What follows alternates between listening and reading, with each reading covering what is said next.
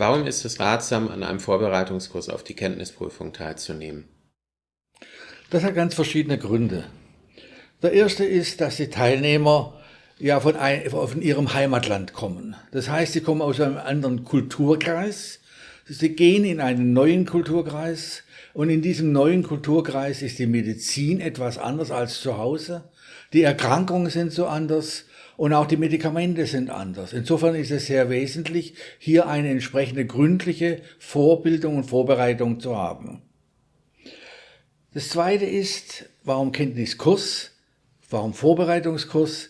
Weil ein Vorbereitungskurs dazu dient, dass ich gezielt auf eine Sache hingehe. Diese Prüfung besteht in 2 Hauptfächern, die Innere Medizin, die Chirurgie.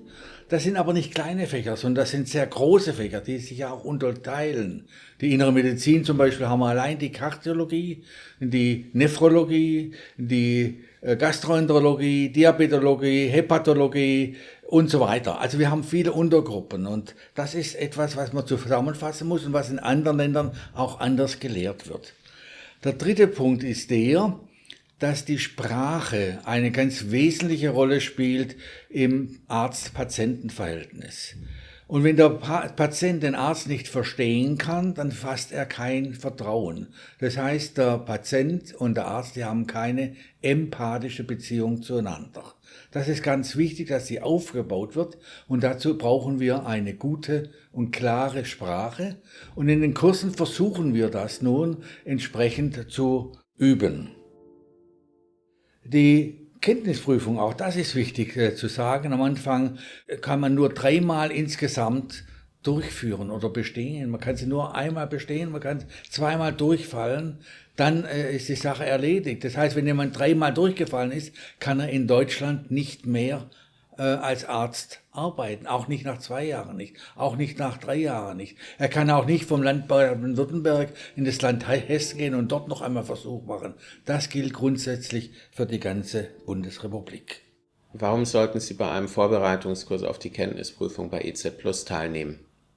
Ja, ich habe schon versucht auszuführen, dass wir ja sehr viele verschiedene Teilgebiete der Medizin haben, die auch geprüft werden.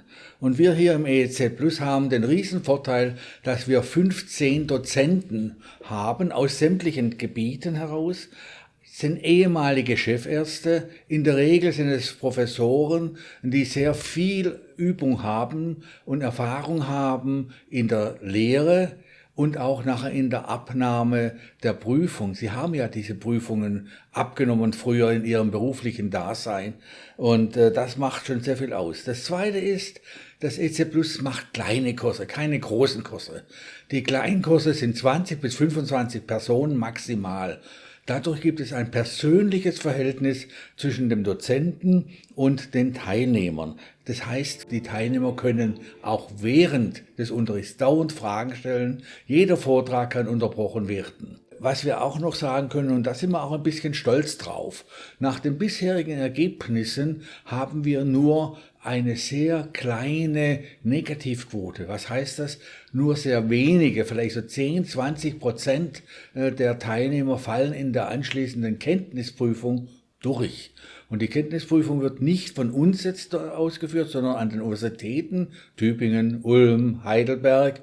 Und da bestehen die Leute. Das heißt, sie werden von fremden Dozenten geprüft und die bestätigen durch das Bestehen auch die Qualität des Kurses. Ein wesentlicher Punkt dieser Kurse ist, dass wir über 600 Unterrichtseinheiten haben. Wenn man mal vergleicht die Kurse, die in Deutschland angeboten werden, können wir mit Stolz behaupten, dass wir hier mitführend sind. Also wir kennen kaum einen Kurs, der mehr Stunden anbietet. Wer kann an dem Kurs teilnehmen?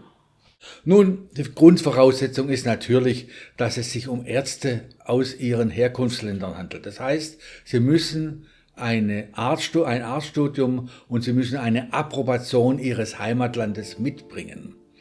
Nun sind wir ja so hier, dass wir in Deutschland EU-Ärzte ohne Prüfung ihre Approbation bekommen, nur dann, wenn sie eben die Fachsprachenprüfung bestanden haben, aber keine Kenntnisprüfung. Kandidaten aus Nicht-EU-Ländern, die müssen eine Kenntnisprüfung durchmachen. Und da ist eben die Voraussetzung, dass sie bereits ein fertiges Medizinstudium mitbringen und eine adäquate Anerkennung hier bekommen haben. Das Sprachniveau ist natürlich wichtig. Ich habe das vorher schon angesprochen, dass die Sprache sehr wichtig ist im Arzt-Patienten-Verhältnis. Und insofern verlangen wir ein Sprachniveau auf B2 Deutsch. Das ist die Voraussetzung, dass Sie hier in diesen Kurs eintreten können. Und dieses Zertifikat wird zu Beginn bei der Anmeldung abverlangt. Was kostet der Kurs? Nun, da ist eine gute Nachricht, dass ein Großteil der Teilnehmer die Kurse erstattet bekommen. Da würde ich Sie bitten, mit der Verwaltung hier bei EZ Plus direkt Kontakt aufzunehmen. Die können Ihnen die ganzen Förderrichtlinien vorlegen und sagen, wo Sie sich hinwenden müssen. Oder Sie machen es gar für Sie selbst. Wann ist der Kurseinstieg möglich? Der Kurseinstieg ist grundsätzlich konstant immer möglich. Warum? Weil Sie ja, wenn Sie jetzt sagen wir, heute einsteigen würden, dann haben wir einen halben Kurs gerade hinter uns. Die fehlende erste Hälfte können Sie dann bei Beginn des nächsten Kurses mit durchführen. Wir machen so in etwa 3 bis 4 Kurse pro Jahr, also ist auch der Abstand, wo Sie das nachholen können, ganz gering. Was sind die Lehrgangsinhalte? Nun, die Lehrgangsinhalte richten sich natürlich nach der Prüfungsordnung der Kenntnisprüfung. Und damit ist natürlich der Hauptmerkpunkt auf den Prüfungsfächern gelegt. Das ist die Innere Medizin und die Chirurgie, wobei die Chirurgie auch die Orthopädie und die Unfallchirurgie mit einschlägt.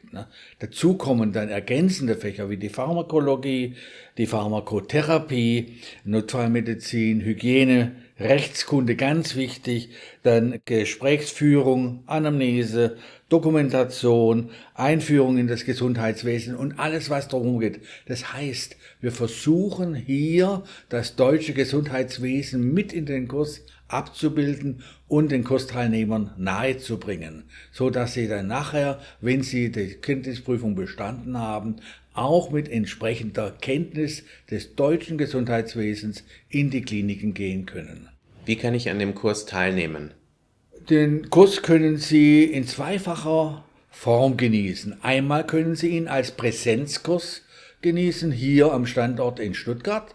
Sie können ihn aber auch als Online-Kurs zu Hause haben. Wir machen jede Vorlesung als Hybridvorlesung. Das heißt, ein Teil der Kursteilnehmer ist bei uns hier vor Ort und ein Teil ist zu Hause. Und momentan haben wir zum Beispiel Kursteilnehmer aus Belgien, aus Norddeutschland, wir hatten Kursteilnehmer aus der Türkei, aus Marokko, die waren alle von fern zugeschaltet und haben dann nachher hier in Deutschland natürlich an den entsprechenden Universitäten die Kenntnisprüfung abgelegt. Macht es Sinn, an dem Kurs teilzunehmen, auch wenn ich nicht in Baden-Württemberg die Kenntnisprüfung ablege? Aber natürlich, denn die Kenntnisprüfung ist ja eine Kenntnisprüfung, die für das ganze Bundesland der Bundesrepublik Deutschland gilt. Wenn Sie diese Approbation haben, dann sind Sie zugelassen und Sie können mit dieser Kenntniskurs natürlich überall auch die Kenntnisprüfung durchführen. Welche technischen Anforderungen gibt es, wenn ich online an dem Kurs teilnehmen möchte? Diese technischen Anforderungen sind überschaubar.